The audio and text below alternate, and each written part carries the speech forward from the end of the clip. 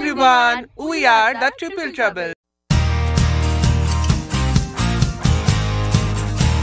So আজকে আমরা যাচ্ছি জলেশ্বর, যেটা আমাদের বাড়ি থেকে বেশি দূরে নয়। আর আজকে আমরা মানে তোমাদেরকে ভিডিও থ্রুতে অনেক কিছু ফ্যাক্টস বলবো অ্যাবাউট দ্য টেম্পল। সো আমরা তিনজন এখন অন দ্য ওয়ে। আমরা একদম একটা মিডল পোর্শনে বলতে পারো দাঁড়িয়ে রয়েছে, এখনও অনেকটা বাকি আছে যাওয়া। সো কিপ ওয়াচিং, আর আমরা তোমাদেরকে পুরোটা শেয়ার করবো বাই আওয়ার ভিডিও।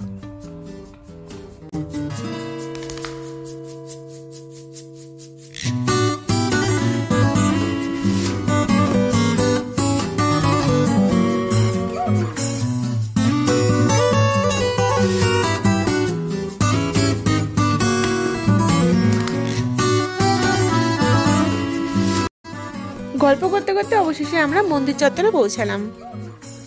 মন্দিরে যাওয়ার অনেক কটা রাস্তায় আছে, কিন্তু যেহেতু আমরা শর্টকাট ধরে গিয়েছিলাম, ওই জন্য আমরা মূলত মন্দিরের পেছন দিক থেকে উঠেছিলাম।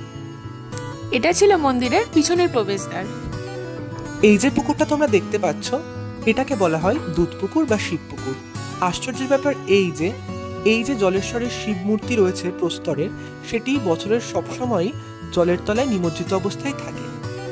কিন্তু আশ্চর্যের বিষয় এই যে যে কোনো সময় বছরের যদি কেউ এই পুকুরে নেমে বাবাকে খোঁজার চেষ্টা করে, প্রত্যেকবার তারা বিফলে যায়। শুধুমাত্র চড়কের সময় চৈত্র মাসে মূল সন্ন্যাসীদের হাতে বাবা নিজে থেকেই ধরা দেয়।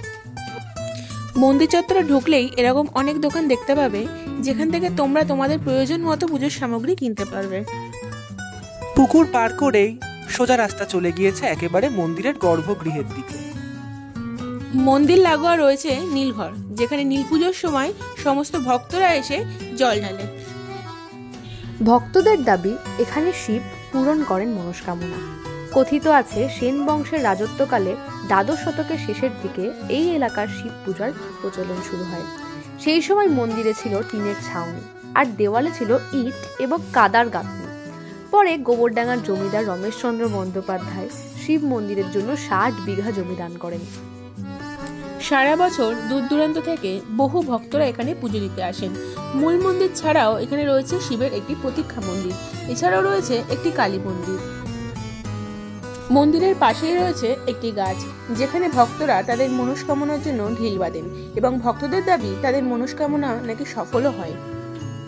এই জলেশ্বর শিব মন্দিরে কম বেশি ভিড় সবসময় থাকে, আর আজ যেহেতু সোমবার ছিল, তাই ভিড়ের সংখ্যাটা তুলনামূলক অনেক বেশি ছিল। সে কারণে মূল বিগ্রহটার ছবি বা ভিডিও আমরা নিতে পারিনি। অন্য একদিন অবশ্যই তোমাদেরকে দেখাবো।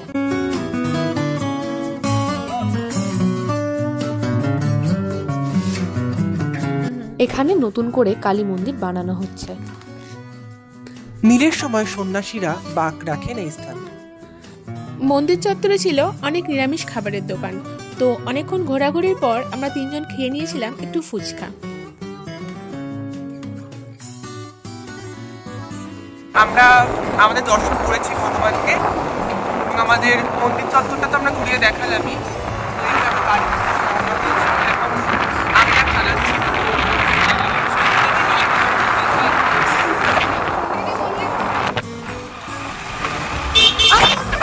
কি ভাবলে পড়ে গেছিলাম? আগে না, তোমাদের সাথে একটু মজা করলাম। অনেকক্ষণ ঘোরাফেরার পরে অবশেষে আমরা বাড়ির পথে রওনা হলাম।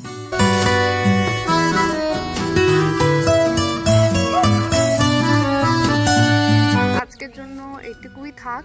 আমরা ভিড় ছিল প্রচন্ড, ওই জন্য আমরা আপনাদেরকে দর্শন করাতে পারিনি। তো বল এবার বাকিটা তুই বল, যা ইচ্ছা বল। পরের দিনের ভিডিও আসছে, খুব শীঘ্রই আসছি আমরা আবার তিনজন। নতুন কোনো ভালোভাবে আমরা আরো করবো, যেটা যেহেতু ভালো করার চেষ্টা করব, যেহেতু এটা আমাদের প্রথম ব্লগ, প্লাস আজকে সোমবার, তো একটু বাজে হয়তো হয়েছে। তো বাবার নাম নিয়ে শুরু করলাম আজকে, প্রথম করাটাই মেন জিনিস ছিল। তো যাই হোক, আমরা আবার তোমাদের সাথে আসবো। তো তত অবধি তোমরা ভালো থেকো, সুস্থ থেকো। So tata.